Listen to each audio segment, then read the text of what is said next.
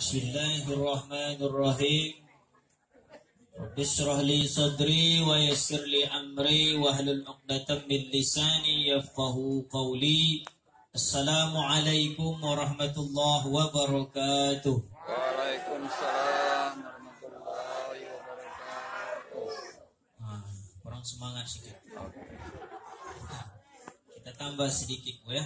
Boleh. Bintang bersinar di waktu malam. Betapa indahnya, Masya Allah. Terimalah salam mulia dalam Islam. Assalamualaikum warahmatullahi wabarakatuh. Waalaikumsalam warahmatullahi wabarakatuh. Itu dia.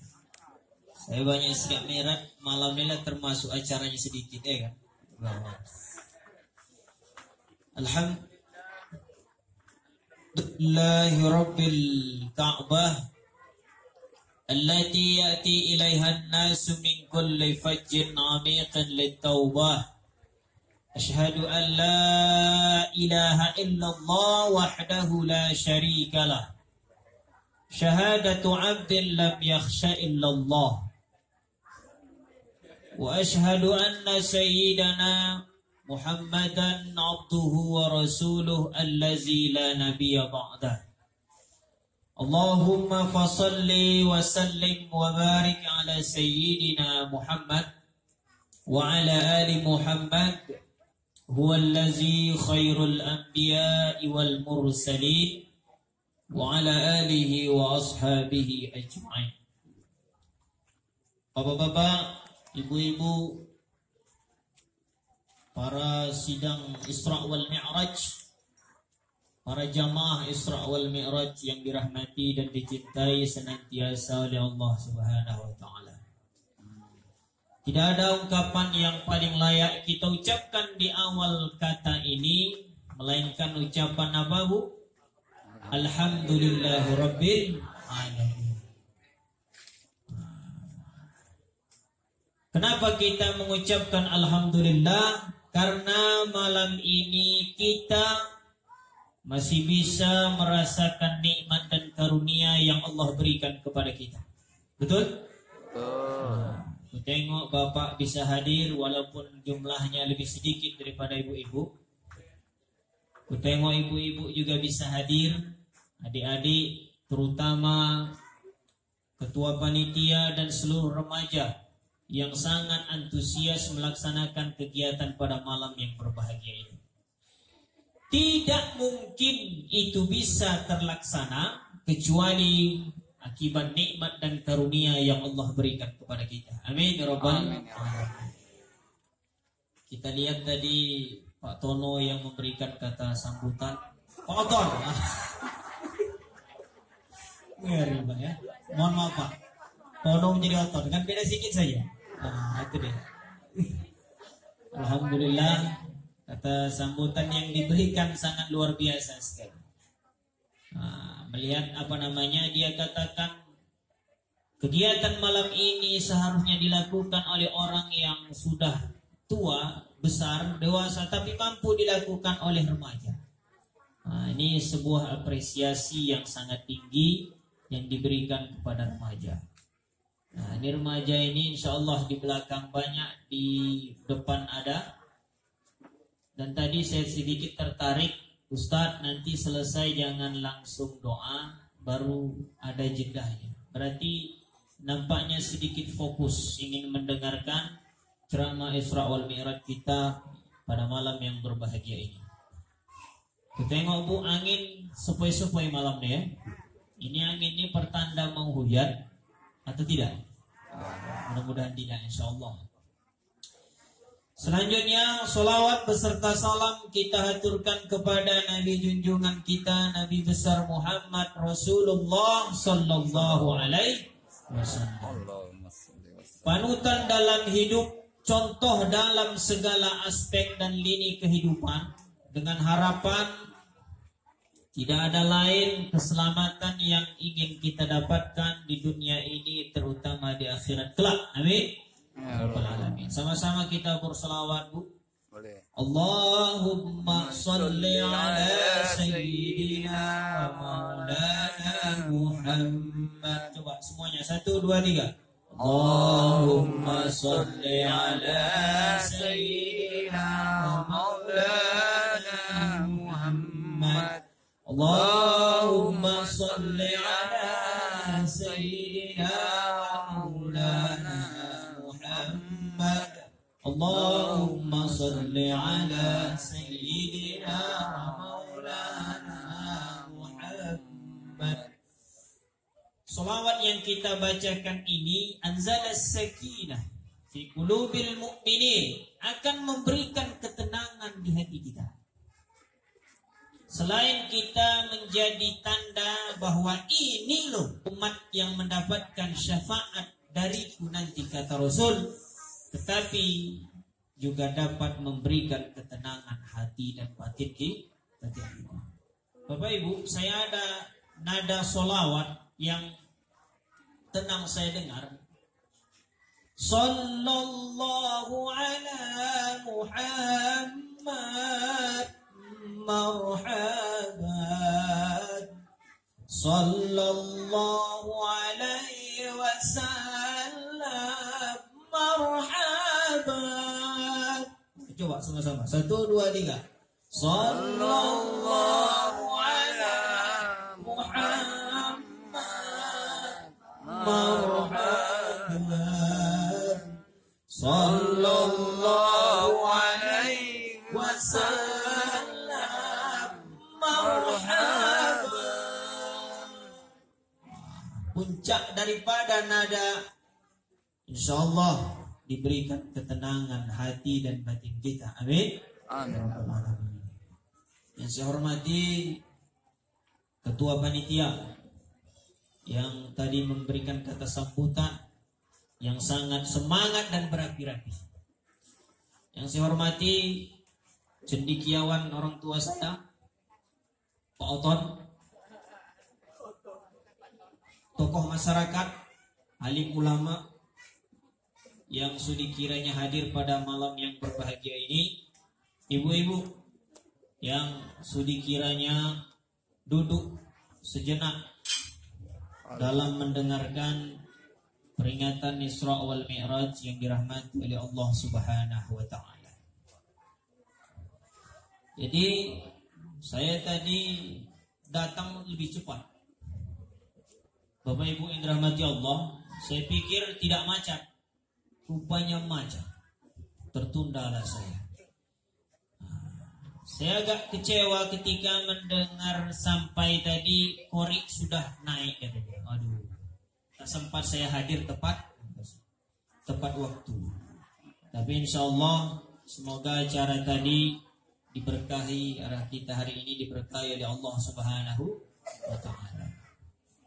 Ada timbul pertanyaan, kenapa Isra wal Mi'raj Nabi Muhammad sallallahu alaihi wasallam ini, Bapak Ibu yang dirahmati Allah, kalau kita pikir, kalau kita dengar dan kalau kita catat, kalau kita cek, itu terjadi sebelum Nabi Muhammad Rasulullah hijrah ke Madinatul Munawwarah. Sebelum apa? Hijrah ke Madinatul Munawwarah. Kenapa? Kenapa seandainya hijrah atau Isra wal Mi'raj ini terjadi setelah hijrah? Kenapa? Pada waktu di Madinatul Munawwarah. Ini tidak terjadi sebelum Nabi hijrah ke Madinah, artinya ketika Nabi masih berada di kota Makkah. Ketika itu Nabi dalam keadaan sulit, dalam keadaan sempit, dalam keadaan genting, dalam keadaan yang sangat berat sekali. Tetapi justru pada hari itu juga Allah memberikan kisah Isra wal Mi'raj pada diri Nabi Muhammad Rasulullah sallallahu alaihi wasallam. Kenapa kira-kira Bapak Ibu? Ini artinya apa, Ustaz? Pertanda bahwa kisah Isra ini, peristiwa ini bukanlah atas kehendak Rasul sallallahu alaihi wasallam. Kalau seandainya itu atas kehendak Rasul, kalau dibuat-buat oleh Rasul, pastilah Isra wal Mi'raj itu terjadi setelah dia hijrah ke Madinah. Kenapa begitu? Karena Rasul sudah kuat, Rasul punya pengikut, Rasul punya masa, dan ketika ia bicara, tidak ada satupun yang berani membantah dan menghalangi ucapan Rasul Sallallahu Alaihi Wasallam. Begitu. Tidak ada yang berani membantah. Tapi justru Bapak Ibu, itu terjadi di kota Makkah ketika Rasul sangat lemah.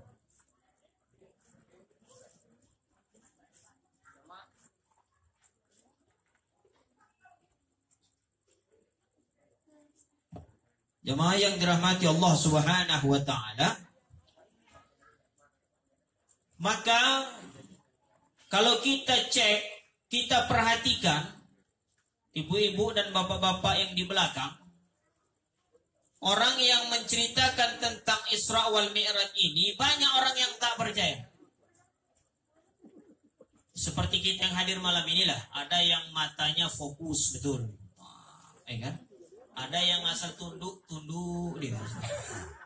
Oh, pikir paham, rupanya dah kelubuk pakam, kan? Bagai macam ada begitu, ngantuk dia.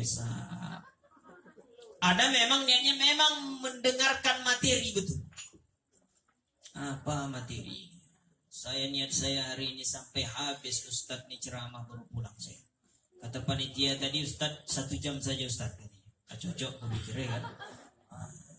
Alhamdulillah. Jadi begitu juga dulu para orang Arab di kota Makkah ketika mendengarkan peristiwa ini beda-beda kondisinya. Beda-beda kondisinya. Ada yang percaya, ada yang mengatakan Rasul itu majnun. Apa majnun? Gila. Ada yang mengatakan tak mungkin. Ada yang mengatakan tidak mustahil, bahkan ada yang mengatakan pasti itu bisa terjadi. Nah, jadi ada beda-beda. Nah, itu dia. Jemaah yang dirahmati Allah Subhanahu wa taala.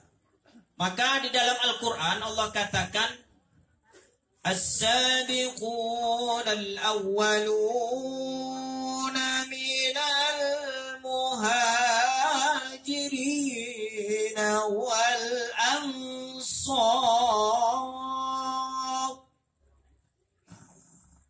Ada orang-orang yang terdahulu percaya dengan cepat apa yang diucapkan oleh Rasul.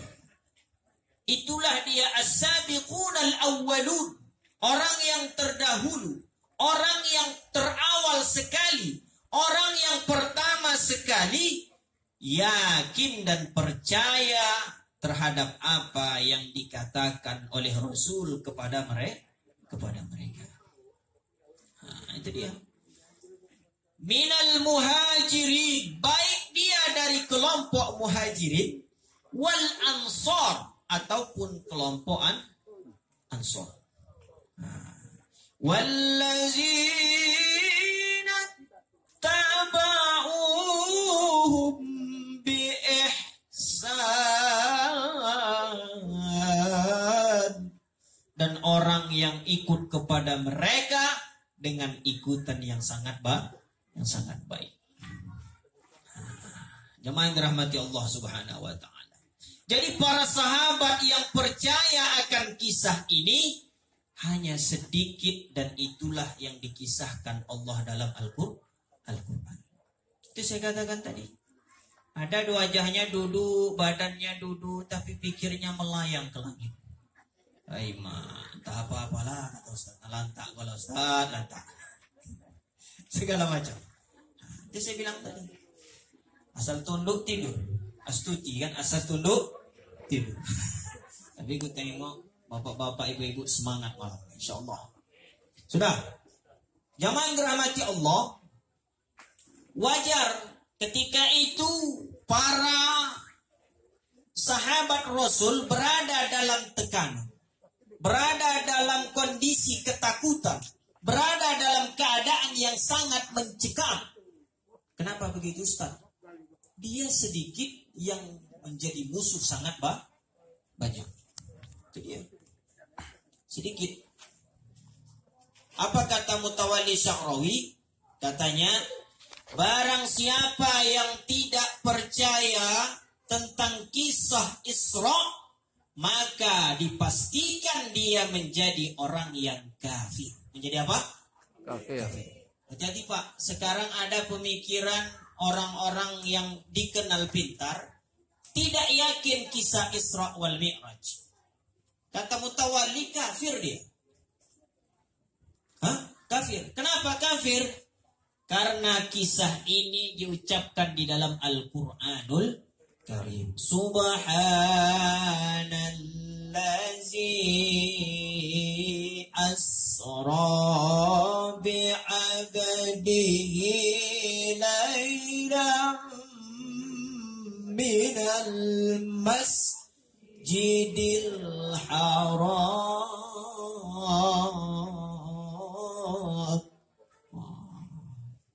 Maha suci Allah yang telah memperjalankan hambanya. Apa? Dari Masjidil Haram. Minal Masjidil Haram ilal Masjidil Aqsa. Dari Masjidil Haram ke Masjidil Aqsa. Allazi barakna hawlahu linuriyahu min ayatina. Yang mana kisahnya kami terangi sebagai tanda-tanda kekuasaan kami. Nah, ini tandanya suruh minum dulu Bu ya. Bismillahirrahmanirrahim.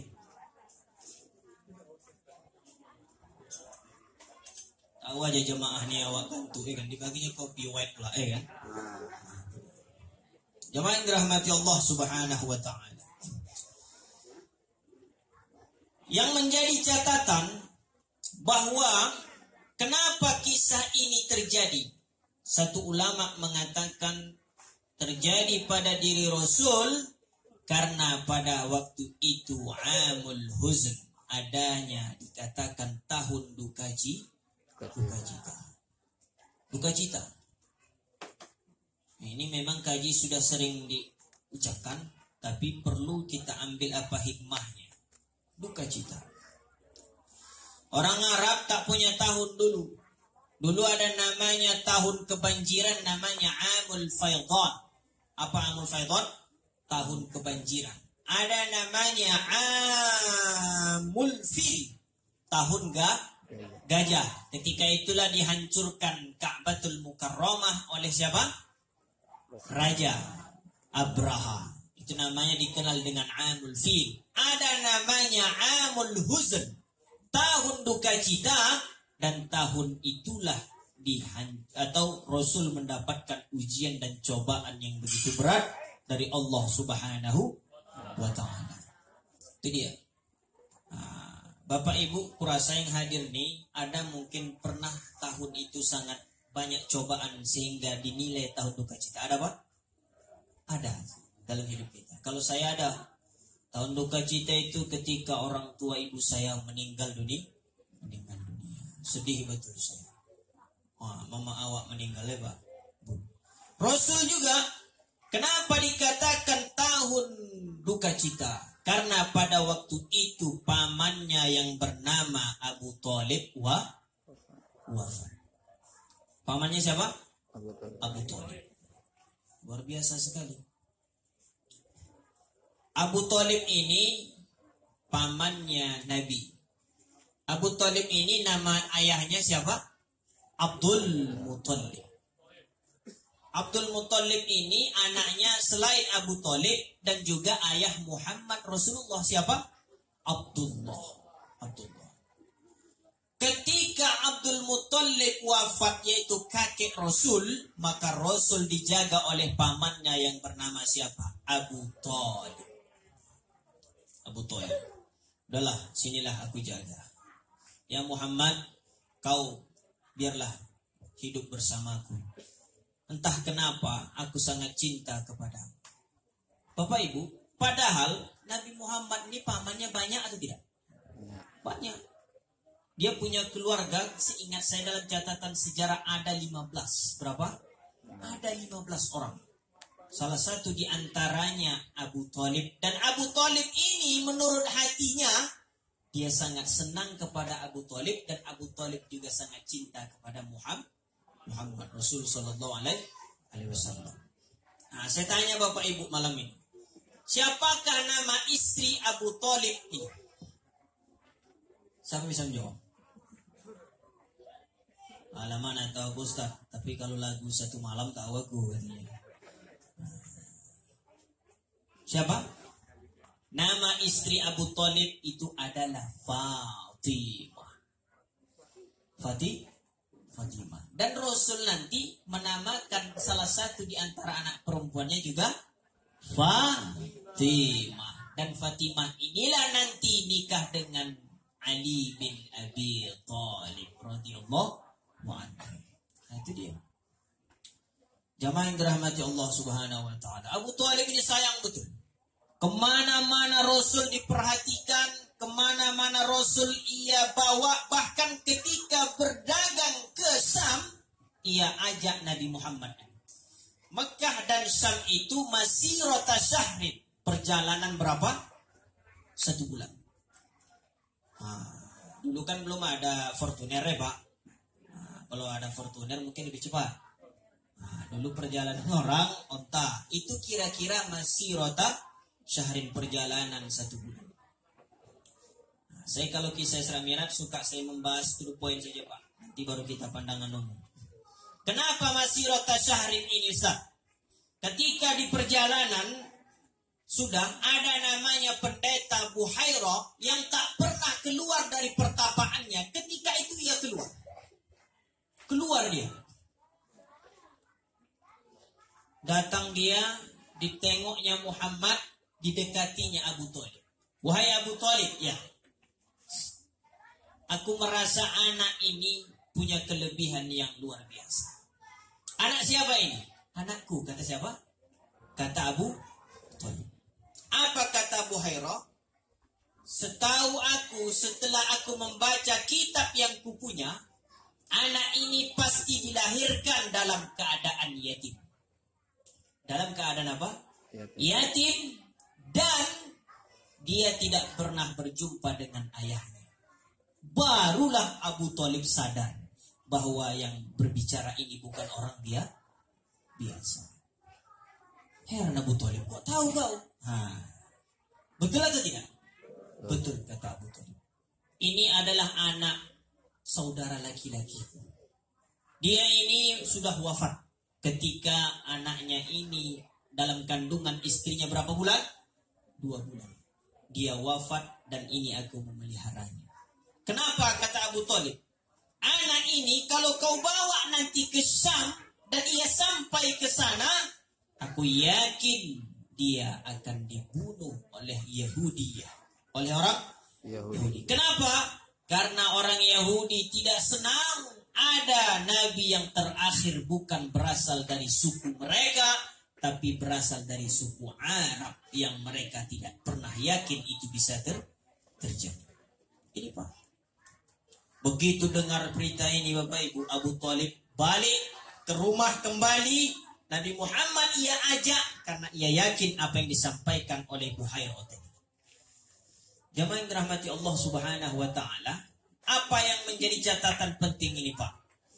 Ini Abu Thalib yang sangat senang dan perhatian kepada Nabi Muhammad meninggal dunia ketika tahun itu ia berada dalam keadaan sulit. Kan sulit itu Pak ya? Ketika perlu bantuan, meninggal dia. Deking hilang. Wafat.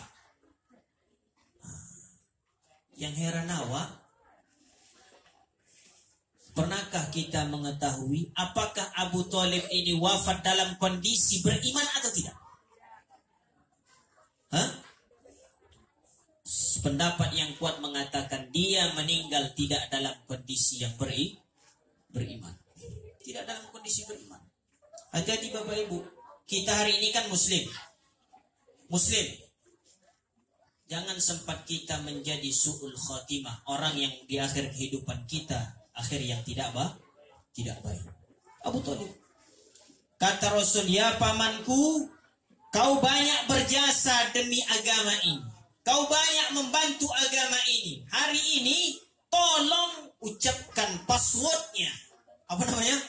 Password. Apa password itu? Asyhadu an la ilaha illallah wa asyhadu anna Muhammadar Rasulullah. Apa kata orang Quraisy? Abu Thalib, coba jangan macam-macam ya. Coba kau berani ucap itu. Atarghabu an millati Abdul Muttalib? Apakah kau benci kepada agama ayahmu Abdul Muttalib?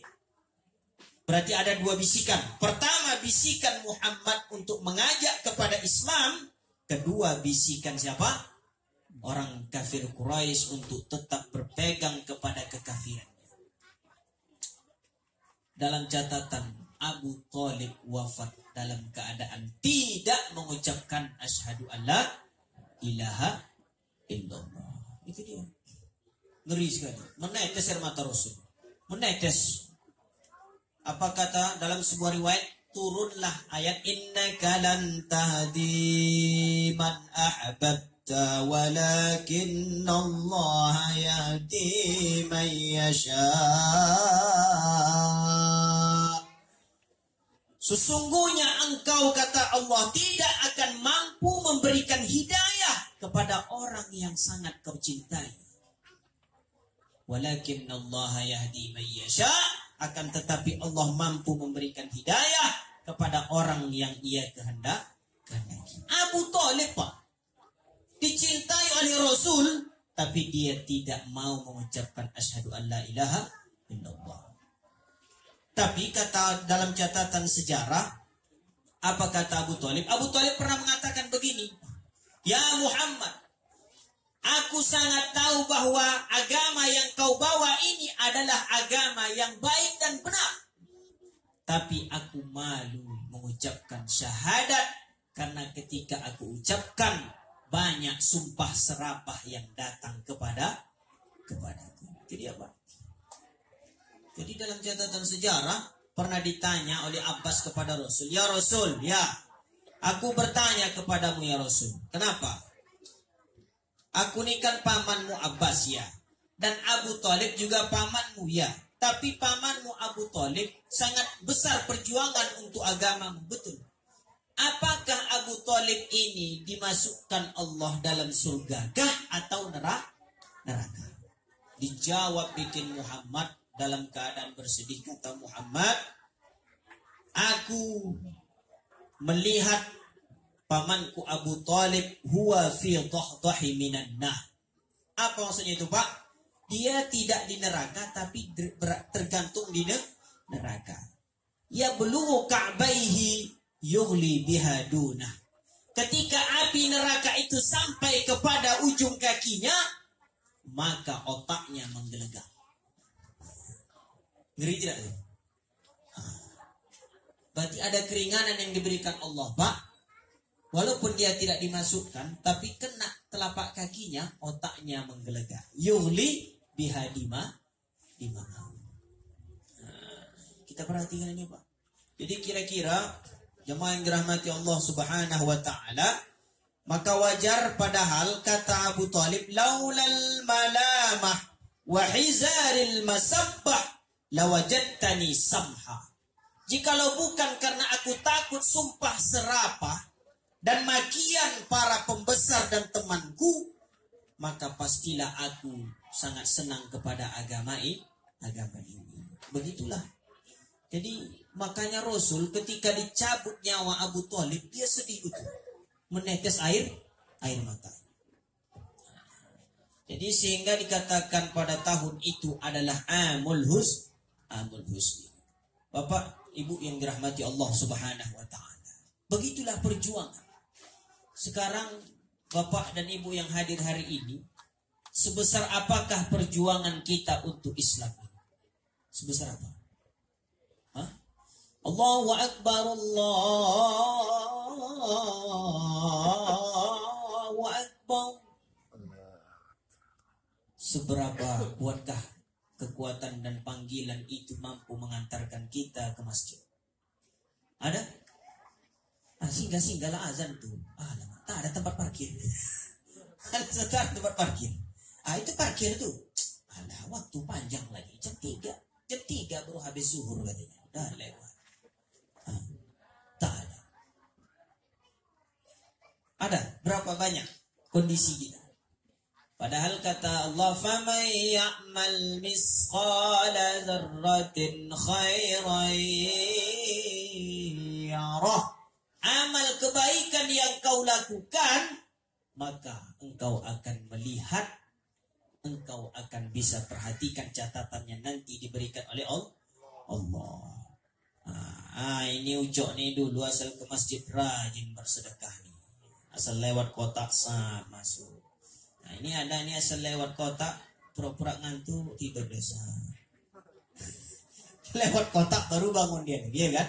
Ada juga. Itu dia. Dicatat. Fama ya'mal misqala dzarratin khairan yara. Amal yang kita lakukan kebaikan kau akan lihat. Wa may ya'mal misqala dzarratin syarran yara. Hari ini remaja masjid, remaja kita, remaja lingkungan 3 Kota Matsum 2. Nama tak masalah ya Pak. Nanti kita tukar balik apa yang Bapak inginkan tadi insyaallah. Dicatat Allah ini. Seberapa besar sumbangsihnya. Usaha kalian, capek kalian, bosan kalian menelepon saya bolak-balik dari tadi akan dicatat oleh Allah Subhanahu wa taala walaupun sebesar biji zarah. Itu dia. Tak akan pernah disia-siakan. Itu dia. Ini mohon maaf nih Pak, saya melihat remaja begini nih bangga saya.